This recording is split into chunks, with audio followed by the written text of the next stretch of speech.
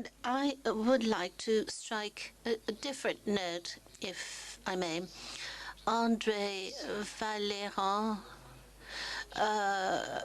recalled the motto, think global, act local. I think the reverse holds true as well. When Mr. Ban Ki-moon, the Secretary-General of the UN, came to visit us in Madrid 6 months ago, Newsweek the previous week had an interview by Mr. Moon. He said, never mind the Swiss Alps. If snow fails, it will become a new Tuscany. Well, thank you very much, Mr. Moon. But with all due respect, Tuscany, I explained to the Secretary General of the UN that there were important stakes at play in terms of local economy, in terms of employment. My Austrian colleague will confirm this probably. The winter resorts, winter sports activities accounts for 5% of total economic activity in northern Italy, Austria, and France. I therefore appreciated the confirmation of this in the presentation given by OCDE this morning.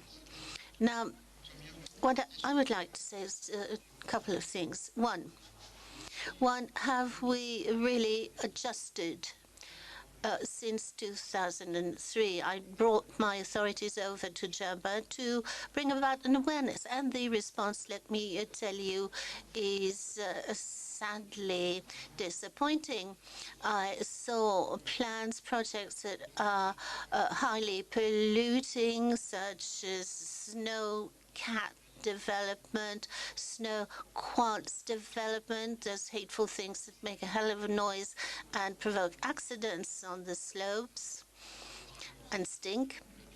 Plus, the European directive Natura 2000 is not implemented. The local authorities resist that directive, although it simply has no impact and no effect on a restrictive effect on traditional activities. Now, my feeling, as I said in my opening speech, is that we're confronted with a triple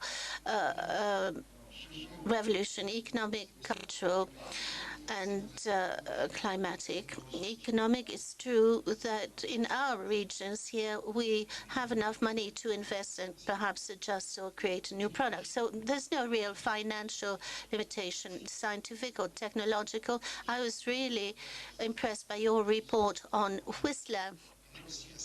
In some situations, we do have part solutions as snow guns. Now, the problem is the cultural aspect. Up to the Second World War, these local communities were very poor people.